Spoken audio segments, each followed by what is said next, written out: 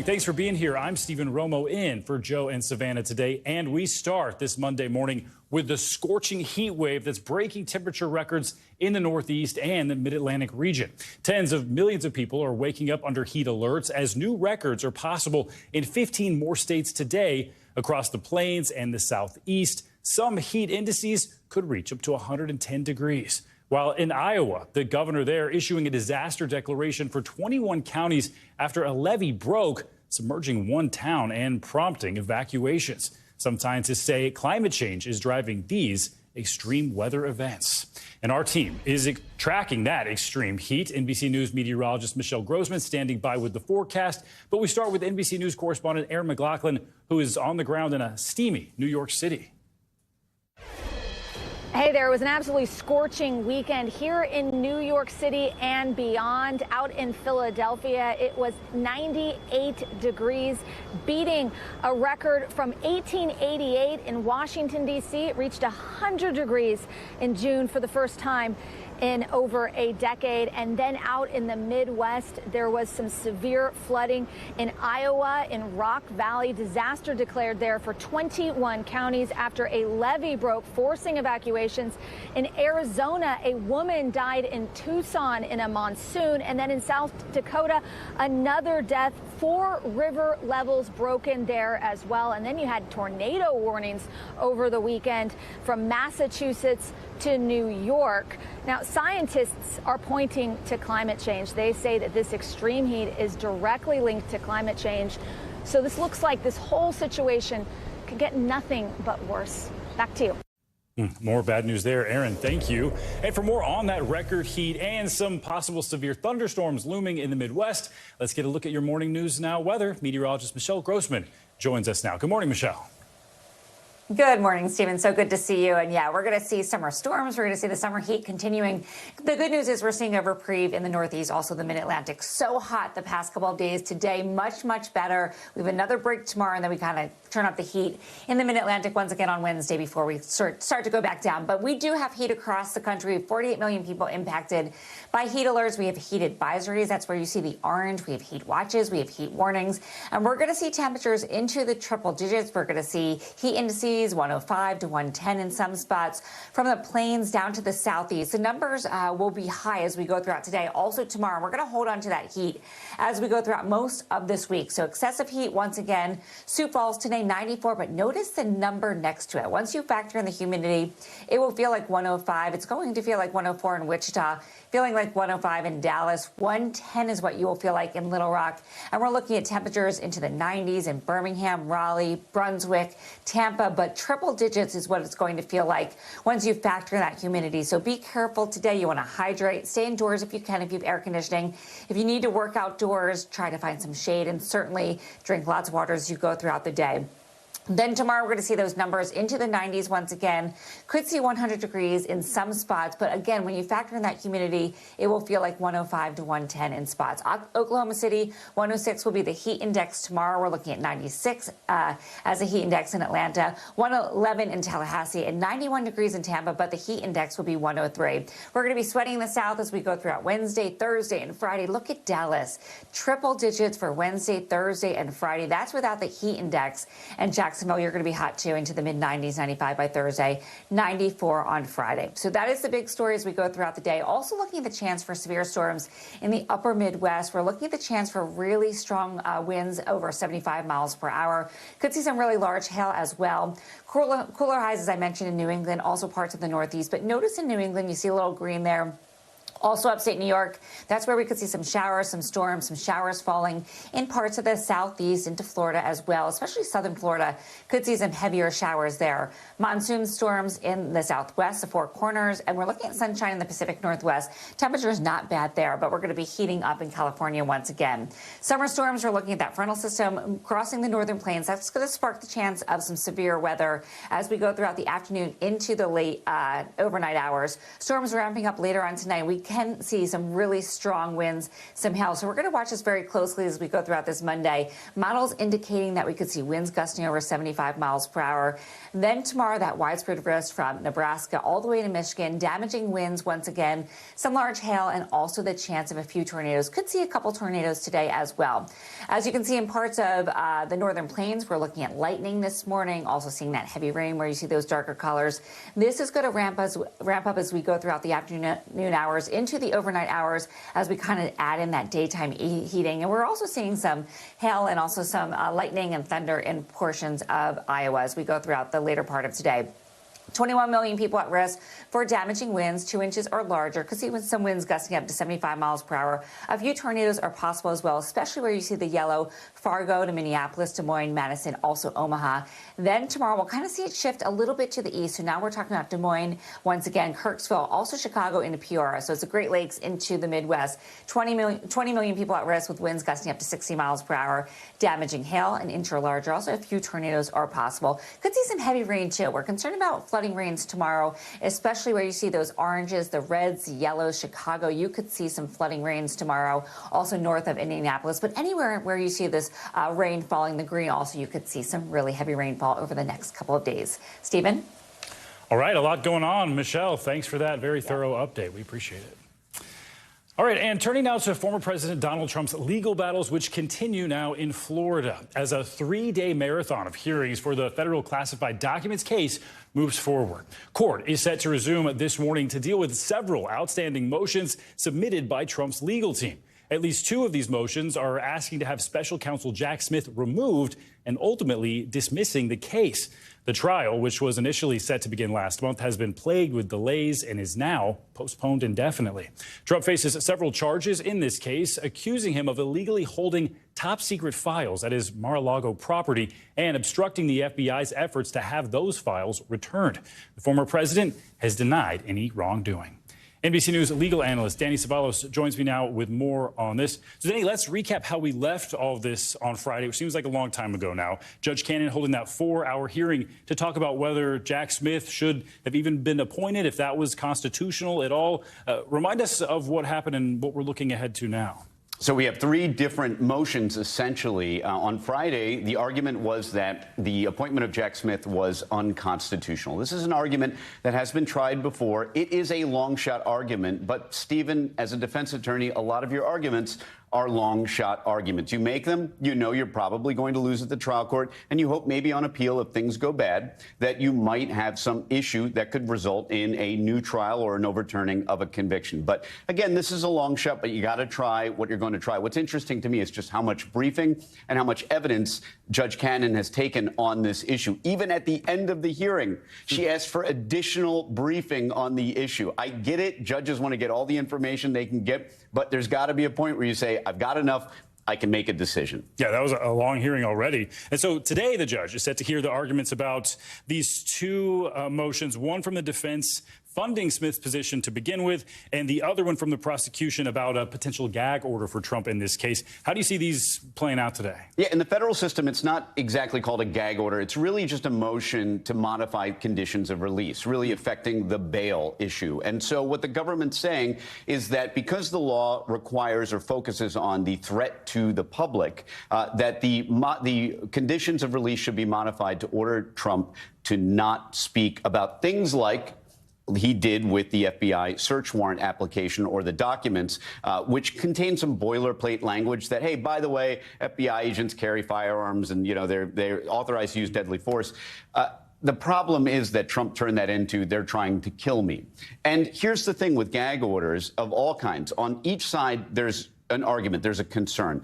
On the one hand, we shouldn't silence people, even criminal defendants, just because the judge or the prosecution doesn't like what they're saying. But on the other hand, if there is a credible threat, to the government and government agents. And normally with any other defendant that you've never heard of, if he gets on Twitter or X and says something bad about the government, they're prosecuting me, they have it in for me, nobody cares. But we've never had a defendant like this before who can get on social media and rally people without actually saying the thing he wants them to do, but by essentially suggesting it through some other statement. There could be a real threat there. The problem is a lot of it is like a Rorschach test. You know, how do you know what exactly Trump is asking his followers to do or signaling them to do? So it's a tough balancing test, and the judge, I expect, might take a lot of time on this one, too. Yeah, more uncharted territory there. Let's quickly get to this last question. The judge will hear arguments for the affidavits on the Mar-a-Lago search, and it could ultimately lead to a Franks hearing. Walk us through what a Franks hearing is. A Franks hearing is basically a hearing named after a Supreme Court case, Franks v. Delaware, and it's where you challenge the truth of the statements that go into a search warrant. In order to search your home,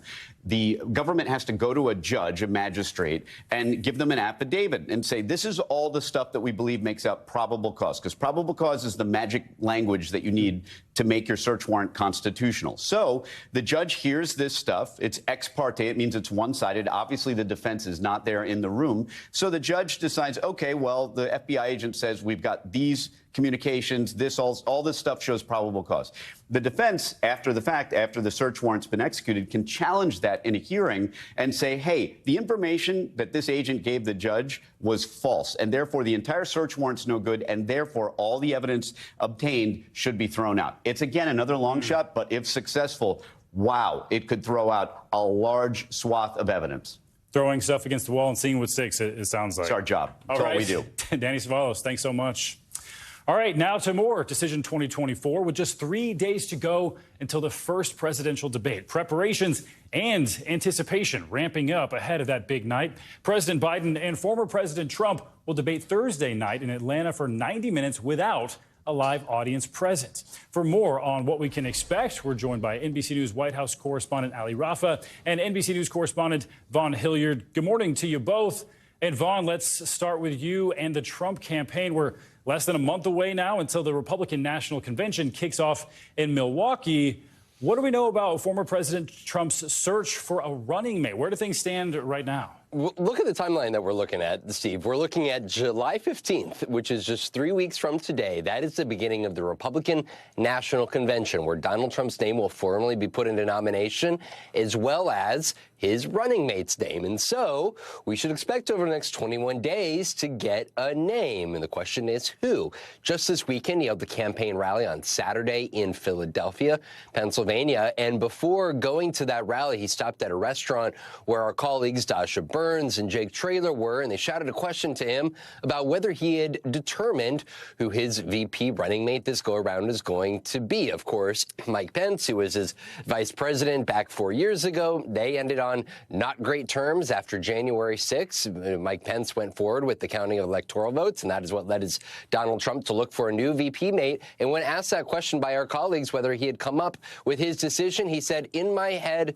yes. But exactly who is that? It's not clear. He did indicate, however, that that person will be in Atlanta, Georgia for that debate on Thursday night alongside of him. So we'll see if we get any clues from there.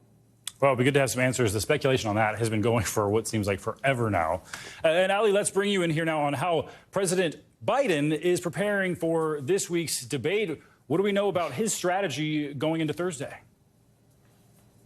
Yeah, Stephen. Well, President Biden is continuing to use the perks of his position to prep for Thursday night. He's been at Camp David since Thursday night, really deep in these intensive debate preparation sessions that are being led by his former chief of staff, Ron Klain. And this is really an all hands on deck process. You have the president surrounded by some of his closest allies, advisors, campaign staffers. These are people like National Security Advisor Jake Sullivan, his campaign manager, Julie Chavez Rodriguez, as well as his personal lawyer, former White House counsel Bob Bauer, who is reprising his role playing former President Trump during these mock debate sessions that the president is doing. And all of these people are lending their expertise, their experiences to the president as he pores over policy material to be able to, on the debate stage Thursday night, contrast his vision, his record with that of former President Trump's. They're also honing responses to what they see as the inevitable, these personal jabs they expect former President President Trump to take on President Biden around his age, his mental fitness. And they're also preparing the president for possibly some factors in the room on Thursday night that may take him and as well as former President Trump out of their comfort zone.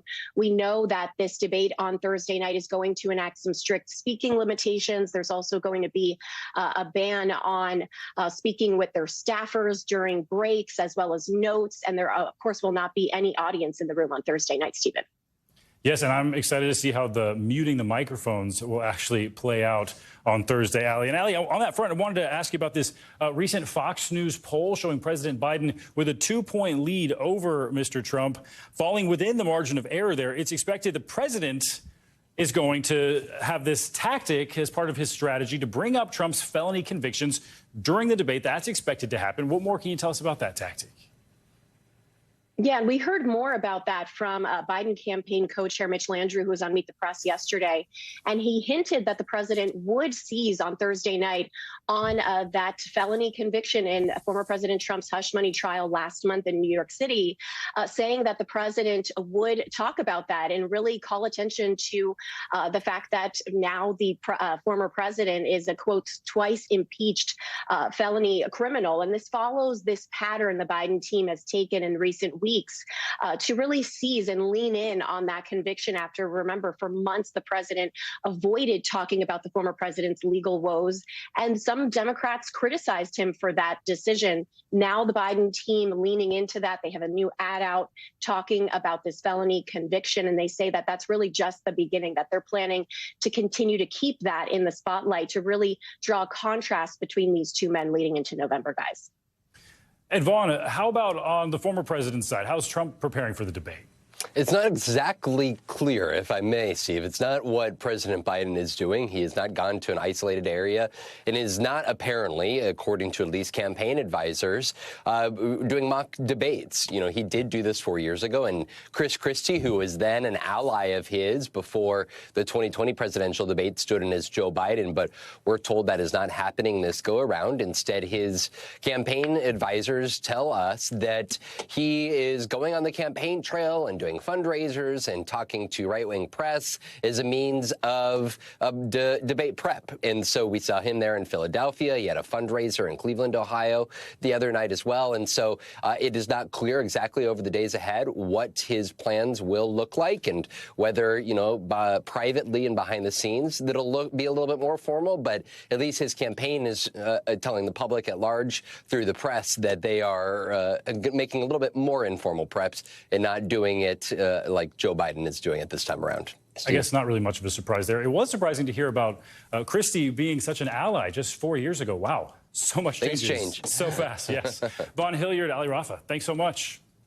All right, we'll have much more on the first presidential debate hosted by CNN throughout the week. Join NBC News for special coverage of it. It gets underway Thursday night at 7 p.m. Eastern, with the debate getting underway at 9 p.m. Eastern, 6 Pacific. You can watch the debate on NBC News Now and on NBC.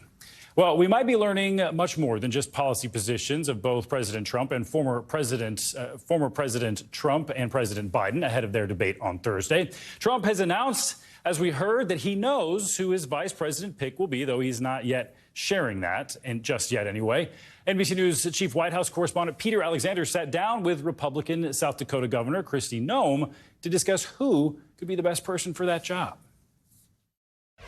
This week on Meet the Press, I spoke with Republican Governor Kristi Noem of South Dakota about what Mr. Trump should look for in a vice president and whether his running mate should be a woman. Let me ask you about some of our reporting that shows there are 3 names now on Donald Trump's short list to serve as his vice presidential pick. Yours is not one of them right now. Are you being vetted? Have you received the paperwork? The only person who knows who the vice president's going to be is Donald Trump. Have you received the paperwork, though? No, I haven't received any paperwork. No, I haven't. I've had conversations with the president, and I know that he is the only one who will be making the decisions on who will be his vice president. You said that having a woman on the ticket would help Donald Trump win, and he said on this program last year that he liked the concept of running with a woman. Only men, as you note, are on his short list right now: Burgum, Vance, Rubio. Would Donald Trump be making a mistake if he does not pick a woman as his running mate? You know, I think he needs to pick the best person for the job. He needs to help someone, pick someone that will help him win. And I think that that President Trump is in a fantastic position to win this election. He's strong. He's right on all the policies. He needs to pick somebody who will help him win and make sure that he's back in the White House fighting for America. And you can see my full interview and a lot more at meetthepress.com. You can also get more Meet the Press here on NBC News Now every weekday at 4 p.m. Interesting stuff, Peter. Thanks. And turning now to Russia, where officials are investigating a mass shooting carried out in two places of worship in two different cities Sunday night. At least 15 police officers, an Orthodox priest, and 4 civilians were killed in what is now being called a coordinated attack. While no group has claimed responsibility, Russian law enforcement officials say they believe the gunman showed signs of being part of an international terrorist organization. The southern region of Russia where the shooting took place is known for militant violence, which has been worsening in part because of the war in Ukraine. And now to the war in Gaza. Israeli Prime Minister Benjamin Netanyahu says the intense phase of fighting against Hamas in Rafah is nearing an end. Netanyahu made the announcement as part of his first televised interview with Israeli media since the war started on October 7th. He went on to warn that though this phase is winding down, the war against Hamas will continue.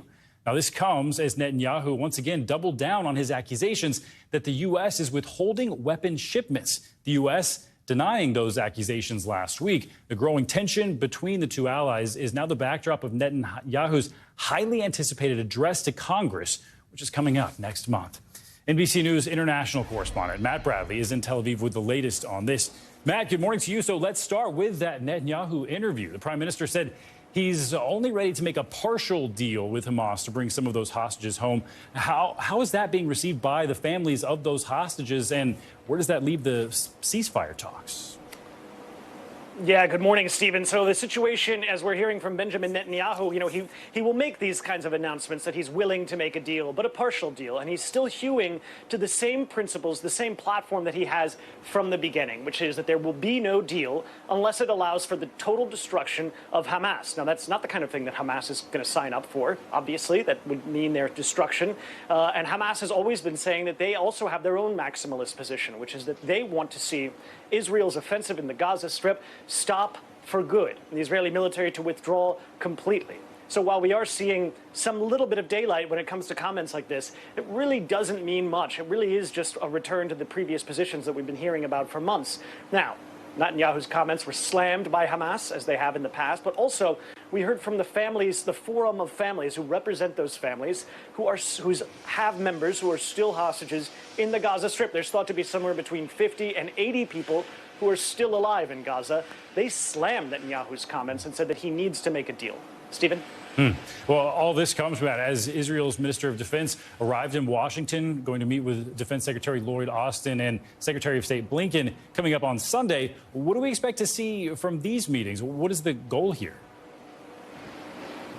Yeah, I mean, the big thing that we're talking about is, of course, those hostage negotiations, and this has been going on for months. But there's the specter of another threat that has been raised in the background that has always been there and hasn't made the same kind of headlines as the fighting in the Gaza Strip.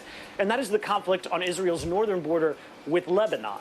The fighting between the Israeli military and Hezbollah, which, like Hamas, is another Iran-backed group.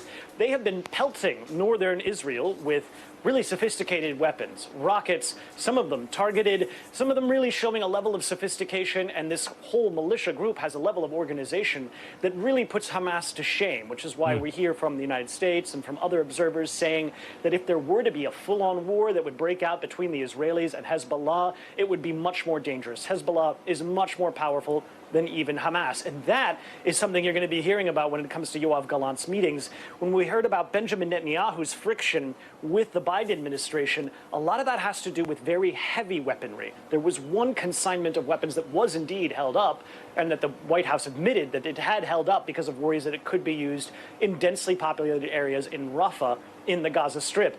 But those heavy weapons are going to be crucial if Israel decides to launch an incursion, or if Hezbollah decides to launch an incursion into Israel and it breaks out into a full-on, potentially region-wide war. Stephen?